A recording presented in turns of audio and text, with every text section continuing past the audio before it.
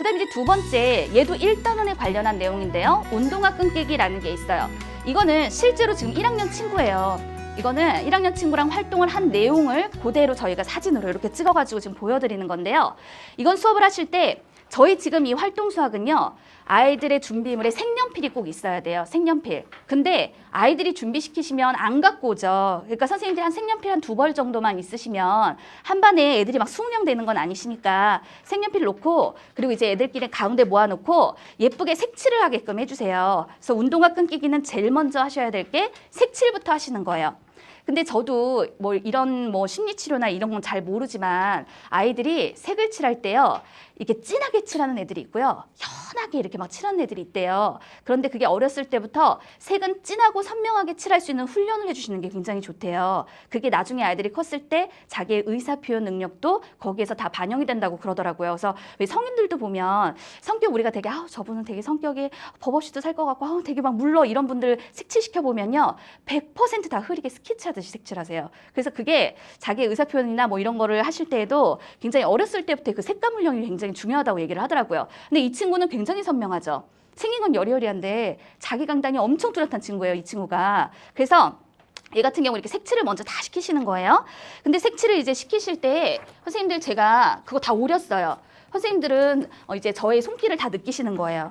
제가 이거를 오리고 앉아 있었으니까 자 이제 저희 손길을 느끼시며 이쪽은 저는 이제 선생님들이 이제 그 애들과 수업하는 교재를 받으신 거는 안에 내용물이 마분지가 아니에요. 그거보다는 좀 얇은 그 교재 재질 있죠.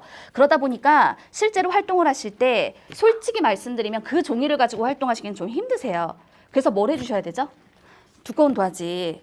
별로 그렇게 비싸지 않잖아요. 그래서 이 수업을 하실 때는 두꺼운 도화지를 좀 준비를 하셔가지고 그 종이를 찢으셔서 아이들한테 풀로 여기를 좀 붙여주시는 게 그래야 좋다라는 거. 근데 아까 보니까 학교에서 이제는 가위도 사용을 못 한다면서요. 그럼 선생님들이 애들 이제 교재를 미리 이 부분을 찢으셔서 집에서 좀 밑작업을 해주시는 게 아무래도 왜냐면 1학년은 가위질이 굉장히 서툴어요. 그래서 저도 선생님들 15분이 오늘 오신다 그래서 저도 수업을 위해서 이렇게 오렸거든요. 그러니까 이제 그 정도의 노력을 선생님들이 해주시면 이 수업은 무난하게 진행을 하실 수가 있으세요.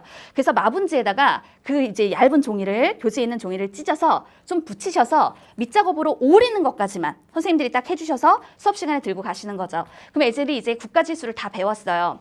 0부터 9까지의 수의 순서를 다 알아요. 1단에서 9까지의 수지만 0도 배우니까. 그러면 0부터 9까지 숫자가 몇 개죠? 10개가 딱 나오죠? 구멍이 몇 개죠? 10개예요. 제가 마분지를 하다 보니까 이 바깥쪽은 펀치로 이쁘게 뚫었는데 안쪽은 이 펀치 구멍이 안 들어가더라고요. 그래서 제가 아까 교구를 보여드렸죠? 자, 요렇게 이거 꼬치. 왜 꼬치 하실 때 이거 좀 통통하게 나오는 꼬치 있잖아요. 핫도그 꼬치 같은 그런 거. 앞이 좀 뾰족한 애들. 그런 거 버리지 마시고 하나 갖고 계시다가 여기를 딱 하셔가지고 딱 통과시키시면 요 구멍이 딱 맞아요. 그래서 제가 어저께 이 놀라운 교구를 발견하고서 너무 기분이 좋아갖고 보여드리려고 갖고 왔어요. 자, 그래서 이렇게 해서 준비를 하시고요. 아이들한테 거기에 제가 오늘 여기 온다고 하니까 이 매직펜, 요 펜 만드시는 분이 저를 펜을 주셨어요. 예, 그래가지고 오늘 제가 오늘 강의가 있어요. 그랬더니 이거 쓰세요. 그러고 주시더라고요. 그래서 이거 새 거예요. 자, 하나씩 뽑으셔가지고요. 여기 구멍에다 0부터 9까지의 수를 쓰시는 거예요. 옆에다가 그냥 자유롭게 쓰시면 돼요. 자, 내가 0을 여기다 썼어요. 1을 여기다 썼어요. 쓰셨죠? 근데 나는 3은 한 칸 떼고 싶어. 순서대로 해도 상관없고요. 그 다음에 뭐 4는 여기다 쓸래. 자, 그럼 난 여기다 5 쓸까? 이런 식으로 해서 어디까지? 근데 너무 숫자 떼시면 오늘 좀 작업하시기 힘드실 테니까 숫자는 뭐 너무 떼지는 마시고요. 0, 1, 2, 3, 4, 5, 6, 8, 9, 7. 자, 저도 이렇게 해서 수를 적었어요. 지금 이게 진행 방법이세요. 아이들이랑 진행을 하실 때 이렇게 진행을 하시는 거예요. 색을 다 칠했어요. 이 매직을 주셔야 돼요. 왜냐하면 색연필을 칠하고 났기 때문에 웬만한 사인펜으로는 위에 잘 색이 이게 안 써져요. 그래서 이렇게 해주시는 거고 그다음에 제가 말이 나왔으니 말인데요. 숫자 7을 적으실 때 제가 얼마 전에 그 강력한 항의를 하나 받은 게 있는데요. 1학년 어머님이신데 7자를 이렇게 쓰는 7 있죠. 성인분들 많이 또 그렇게 쓰세요. 아니 왜 수를 자꾸 7을 이렇게 쓰냐고 막 항의를 하시는 거예요. 책에 보면 쓰는 순서가 나와 있다는 거예요. 1번, 2번 이렇게 여기에 1 써있고 2 써있는데 왜 사람들이 자꾸 7을 이렇게 적냐고 강력한 항의를 하시더라고요. 근데 오늘 이 PPT에 7이 이렇게 돼 있어요. 1학년한테는 그렇게 해주시면 안 되거든요. 7은 쓰는 방법을 1학년에서 가르치기 때문에 성인이 되면 지 맘대로 하라고 하시는데 근데 이제 1학년 애들 같은 경우에 쓰는 거 미음자, 리을자 이런 거 쓰는 것도 1학년한테는 되게 주의하셔야 되잖아요. 자, 그래서 이런 식으로 해서 수를 썼어요. 자, 그 다음에 그 안에 끈이 하나 들어있을 거예요. 그 비닐에 보시면 끈이 들어있어요. 어떤 끈이냐면 그 마리끈 말고요. 이렇게 생긴 끈이 있어요. 이렇게 생긴 이제 끈이 있으실 거예요. 이게요, 잡아 늘리시면 이렇게 늘어나요.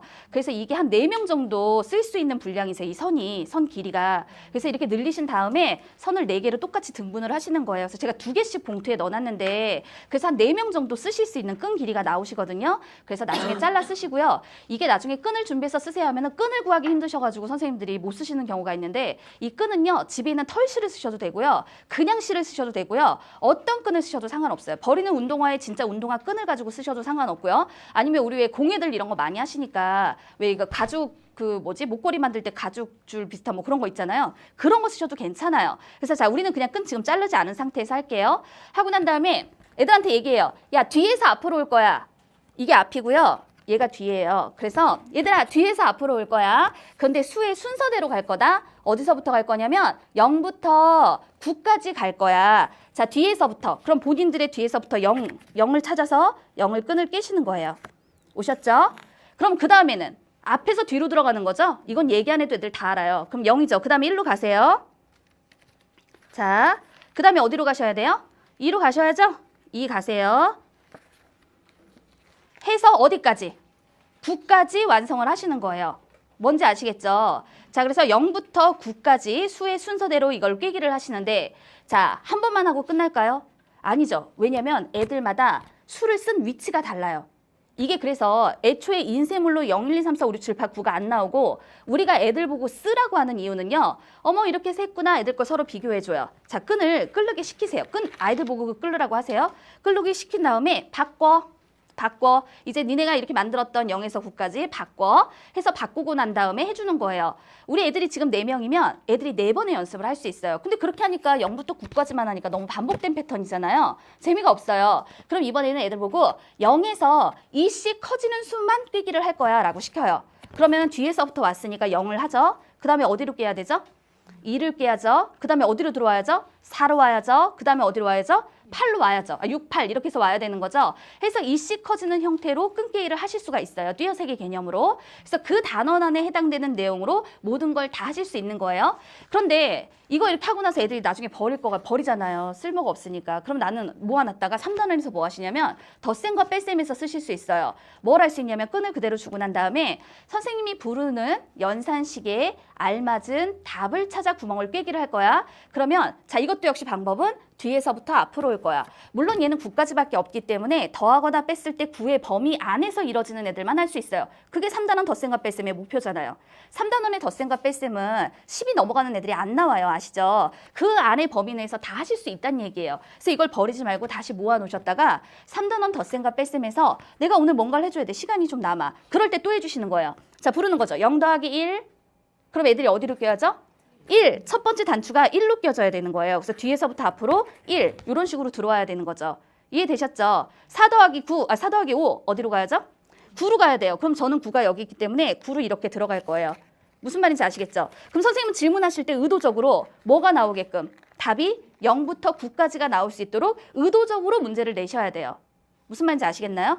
해서 지금 드린 건 제가 1단원에서 수의 순서의 개념으로 드렸지만 실제로 오늘 와서 저랑 이 얘기를 들으신 분들은 버리지 않고 3단원에 모아두었다가 덧셈과 뺄셈에서도 활용을 하실 수 있다라는 얘기죠. 무슨 말인지 아셨죠? 그래서 이제 이런 식으로 활동을 하실 수 있는 두 번째 내용이세요.